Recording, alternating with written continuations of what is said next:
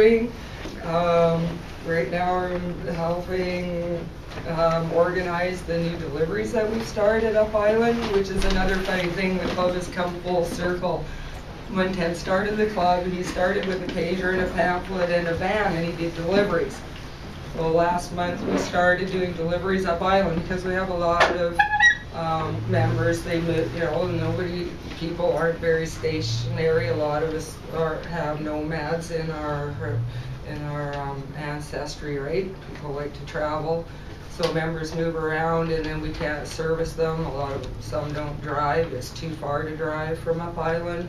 You can't trust the mails. We've had mail post people take parcels and stuff like that, and so we started a delivery service up Island.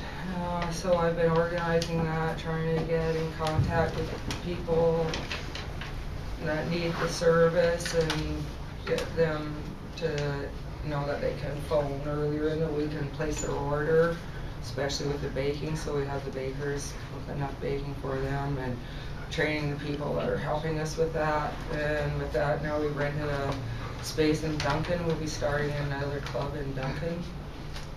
We're working with 2 other clubs, so next week I'm going up Island to Courtney to teach the club and whatever members and staff are interested in how to make all of our products.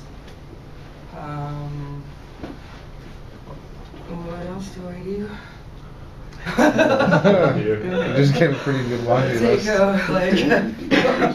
Maybe we can talk about this, how the club's grown in the last little while. Yeah, so like I said, when I first started, there was like 3 people working. And if we were lucky, that's always told the front desk the hardest part of your job is going to be getting to the bathroom. We'd pray Wilburn would walk through the door. Please, Wilburn, come through the door so you can look after the desk so I can go to the bathroom. And now we have 13 full-time employees, not counting the growers. And I think my first number was 1364, and we're now in over 4,600, pushing on the 4,000 numbers. So we have over 3,000 active members. So that's what I do. Try to look after about 3,000 people. And their various health concerns, and help with the products, and help with talking to their doctors, or just whatever. Dealing with medical emergencies as they show up, teaching other people how to deal with medical emergencies in case I'm not there when they show up, things like that. Yeah, so it's we've expanded our hours.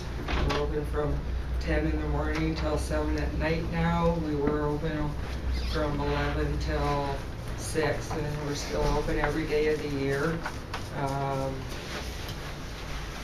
Just a couple hours shorter on Christmas and New Year's and Sundays.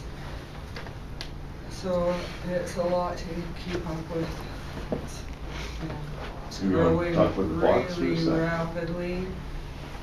Talk about the box? Oh, I guess I just mentioned it. The box is a pretty special place. It's a very small little corner, about like this big maybe. And so far we've only fit 15 people in at once. But the whole store's worth of furniture. Yeah, on cleaning days, but it's our smoking room, and it's very tiny. Why it's affectionately called a box. I was exaggerating, it's not that big. It's nice. And a lot happens in that box. It's a place of a lot of of tears, of sadness, tears of joy, people meeting each other, people sharing ideas, people helping each other by sharing their ideas. It's a pretty magical place, actually. You really have to come and visit for a little while and experience it, because I've never really found anything else like it in my travels so far. So a lot of people have embraced it and really it as a social therapy, I would say.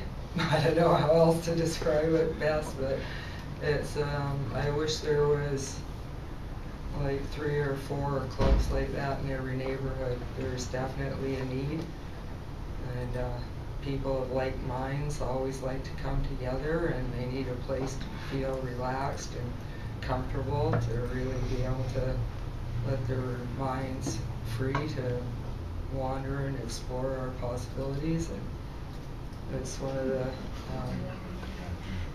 safest and friendliest places to do that I've ever found. Okay, well, thank you very much.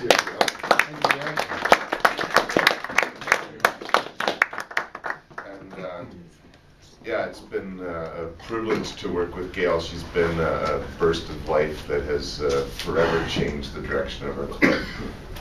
We haven't had anyone work so hard from the ground up to help both the group and themselves, and so it was really awesome to have her come up and share her story with us here today and her life with us in general. So, Thanks, Graham. Thanks, Gail. Thank you.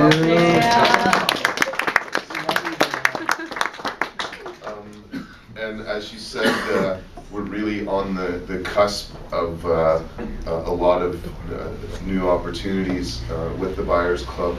I don't think she said much about the debt, but yeah. It was even on my When we thing. first got the store front almost 9 years ago, had a little bit of money, but I pretty much blew it all just getting into the space. And we were doing about $800 a day, and I had 1 employee.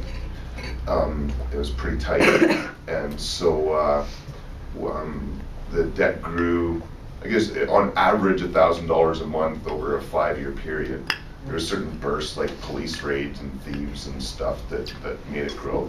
It wasn't the lawyer, though, I'll tell you that, really. Like Bob Moore Stewart, like $12,000 for 5 trials in total, including the university one, was like, that was just about bargain basement lawyers. We're forever grateful because he worked, you know, you could have charged us that much per case. But anyway, yeah, our debt grew to like $80,000. It was there for about 3 years and really strangled our club. In the last 2 years, we've paid it off on average about $1,500 a week at times, and we've gone from $80,000 debt to about maybe $10,000 a head. Although I've spent a lot of money lately on a car and all sorts of stuff, so it's probably close to break even.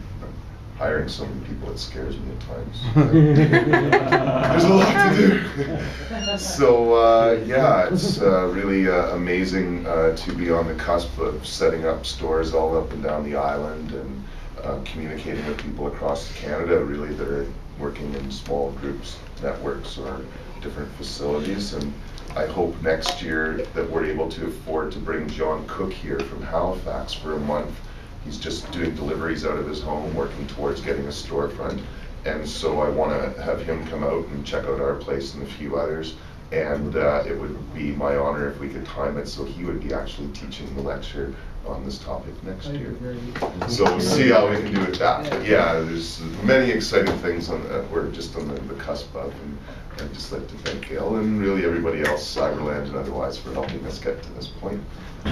Thanks for coming out, everybody. This is the last lecture this semester, so I hope everybody does well in their exams or whatever else they're dealing with over the next month. And we'll be back in January. And just a reminder for everybody that wants a certificate of completion, I think we call it, that's been here either every week, or we'll give you like a week or so, depending on whether it was a health reason or a real good one. That's the reason that you weren't able to attend. We'll give you a certificate still if you've made the majority of the classes, but otherwise, and people online as well. Get a hold of Kristen, though. I'm way too busy, and I'm just going to throw it on her desk. So. Thanks everybody for coming out. Have a great day, man. Thank you.